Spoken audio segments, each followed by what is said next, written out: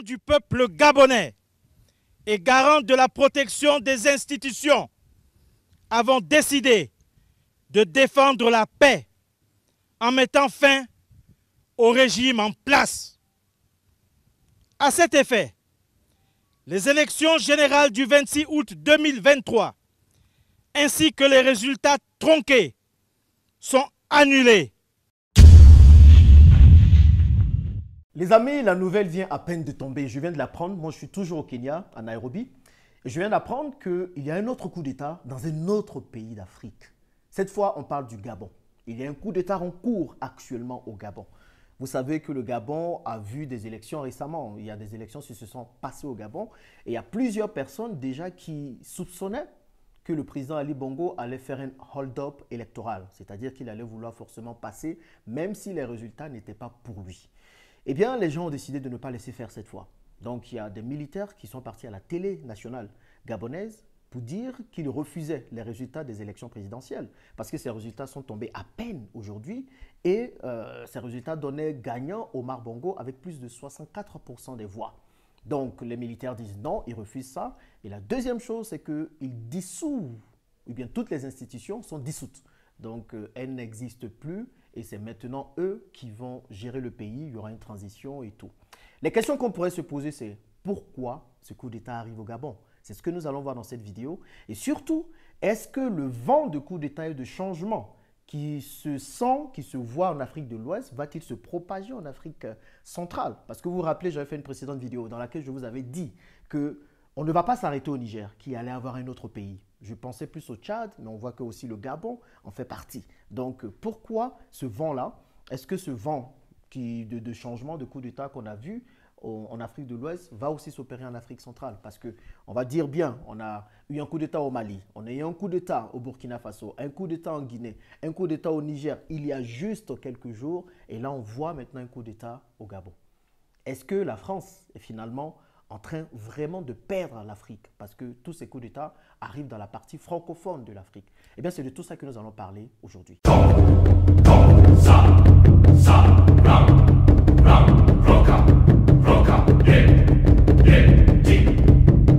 Déjà, pourquoi les Gabonais sont fatigués? Pourquoi les Gabonais veulent un changement? Pourquoi les Gabonais sont pour la plupart d'accord avec ce coup d'État?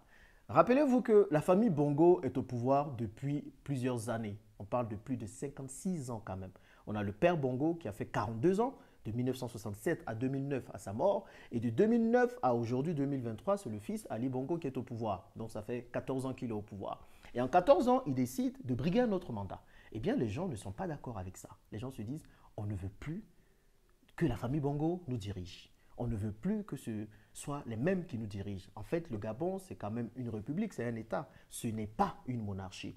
Moi, le Gabon m'intéresse énormément parce qu'avec le Club Business Elite, on a décidé de commencer la construction des parcs aquatiques au Gabon. Donc, tout ce qui arrive au Gabon au niveau politique m'intéresse. Donc, Ali Bongo qui décide de briguer un autre mandat, avec forcément beaucoup de contestations. Beaucoup de contestations, les gens ne sont pas d'accord et tout, comme on a l'habitude de le voir dans plusieurs pays africains. Il décide quand même d'y aller. Et contre toute attente, il est vainqueur. Pendant que le candidat opposant, Albert Ondo Ossa, disait que c'était lui le gagnant et que tout portait à croire que c'était lui le gagnant, eh bien c'est Ali Bongo qui se proclame vainqueur. Forcément, le peuple, à un moment donné, en a marre. Le peuple ne veut plus des autoproclamations en Afrique. Le peuple ne veut plus de hold-up électoral. Il faut que les dirigeants et la France apprennent à comprendre cela. Les gens veulent une nouvelle transition. Les gens veulent des élections claires. Parce que quand on fait des élections en Afrique et que les jeux sont déjà pipés et qu'on sait déjà qui sera proclamé vainqueur et que les urnes qui sont censées donner le résultat des élections viennent d'ailleurs et que le sentiment ou l'avis du peuple n'est pas pris en compte, pensez qu'à un moment donné, le peuple va se lever, le peuple va se révolter et le peuple va faire des choses. Et aujourd'hui, les militaires, finalement, on a l'impression qu'ils sont beaucoup plus à l'écoute du peuple. Forcément, il y a des volontés personnelles de faire des coups d'État, mais on voit que les militaires sont beaucoup plus à l'écoute des peuples. Et les militaires aussi en ont marre de ne pas avoir de transition. Donc, aujourd'hui, en 2023, les Africains ne peuvent plus accepter ce genre de choses. Les Africains veulent des transitions électorales. On l'a vu au Sénégal où le président Macky Sall voulait briguer un troisième mandat et ça fait un tollé. Parce que dans la Constitution, il n'a droit qu'à 2 mandats. Donc, il faut que la France, parce que c'est la France qui tire beaucoup les ficelles derrière, et surtout nos dirigeants comprennent qu'on ne veut plus de ça. Vous faites un certain mandat, vous n'êtes plus je ne sais pas comment le dire, vous n'êtes plus éligible, il faut passer à autre chose. Et c'est quand même surprenant, les résultats que Omar Bongo a pour cette élection, Ali Bongo je devrais dire. L'année 2016, il y avait d'autres élections contre Jean Ping. Et c'est de justesse que Ali Bongo a gagné. Vraiment de quelques points seulement. Et aujourd'hui, en 2023, quand on fait le bilan, Ali Bongo a eu un AVC. Et il est difficile de croire que c'est vraiment lui qui dirige encore le pays. Il y a forcément d'autres personnes derrière qui tirent les ficelles et qui dirigent le pays. Donc, est-ce qu'aujourd'hui, il a les capacités, même s'il a recouvré un peu de son AVC, est-ce qu'il a les capacités de gérer le pays? Est-ce qu'il a les capacités de diriger le pays? Je pense que ce serait le bon moment aussi de laisser le pays à une autre personne qui peut gérer. Et c'était aussi le moment peut-être de trouver un autre candidat qui allait prendre les rênes du Gabon. Le Gabon est un pays riche en pétrole. C'est l'un des pays riches en pétrole en Afrique et aussi en plein d'autres choses comme le bois et d'autres matières premières que forcément la France veut mettre une main mise dessus. Donc, tout ça explique un peu la volonté de Ali Bongo et de la France de maintenir les mêmes personnes à la tête. C'est pour ça en 2016, on a vu comment ça s'est passé avec Jean Ping, où il a été bloqué dans son QG, il n'a pas pu bouger, il y a eu des morts qui se sont passés au Gabon en 2016. Et l'idée, c'est de ne pas avoir les mêmes choses. Donc, avec la nouvelle junte au pouvoir, je pense qu'il faut que les Gabonais soient sages. Je sais qu'aujourd'hui, Internet est coupé au Gabon. Moi, le Gabon, c'est un pays que je porte dans mon cœur. C'est le pays par lequel j'ai commencé mes vrais investissements en Afrique. En 2012, j'ai commencé avec une société de taxi au Gabon. Donc, je porte tous les Gabonais dans mon cœur. J'ai envie de dire, évitez les bains de sang. De toutes les façons, ce n'est pas trop le peuple aussi qui décide. Hein. Ce sont ceux qui sont au pouvoir.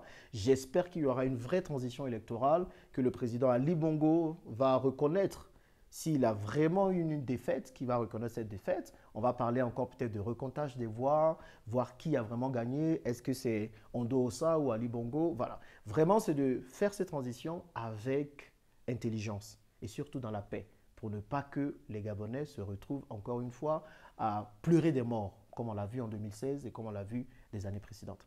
Un vent nouveau, s'il faut retenir quelque chose, est en train de souffler en Afrique. On ne peut plus accepter n'importe quoi. On ne veut plus accepter n'importe quoi. Il est temps de respecter les Africains. Et les Africains ont décidé eux-mêmes de se lever et de prendre ce qui leur appartient. Donc, des présidents qui ne devraient plus être à la tête de nos États et qui veulent forcer être à la tête de nos États seront forcément déchus. Des gens ou des institutions ou des pays qui viennent et qui nous paternalisent, comme on a vu avec Emmanuel Macron lors de son précédent discours, qui insiste pour qu'un de ses ambassadeurs reste en Afrique, même quand on lui dit de partir, on ne veut plus de ça. On veut prendre notre souveraineté et on veut décider pour nous-mêmes. Bon, les choses sont en train de se passer en ce moment. Donc, on ne sait pas, il y a beaucoup d'incertitudes. On ne sait pas où se trouve le président gabonais, Ali Bongo. Est-ce qu'il a été séquestré? Est-ce qu'il a été pris? Tout est un peu confus. Mais en tout cas, suivez les cours des histoires, des prochaines vidéos et on saura un peu tous. Donc, après le Niger, tous mes encouragements, tous mes soutiens vont au peuple gabonais. Je suis un parti gabonais et je pense que tout ça, ça m'intéresse au plus haut niveau et j'espère que tout va se solder comme il se faut. Je vous laisse avec ce extrait qui va vous expliquer un peu qu'est-ce qui est en train de se passer au Gabon ou pourquoi est-ce qu'on en est là. Et surtout, dites-moi dans les commentaires, vraiment, qu'est-ce que vous pensez de ça? Est-ce que c'est une bonne chose que ce coup d'État soit arrivé au Gabon?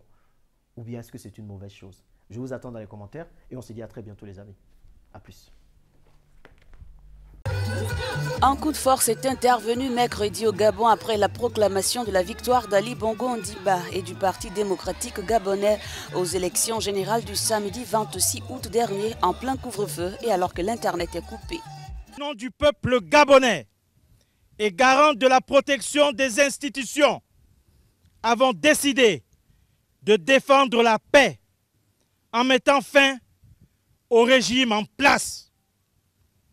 À cet effet, les élections générales du 26 août 2023 ainsi que les résultats tronqués sont annulés. Les frontières sont fermées jusqu'à nouvel ordre. Toutes les institutions de la République sont dissoutes. Le comité pour la transition et la restauration des institutions constitué des principaux corps de l'armée a fait cette déclaration sur la télévision Gabon 24, abritée au sein de la présidence.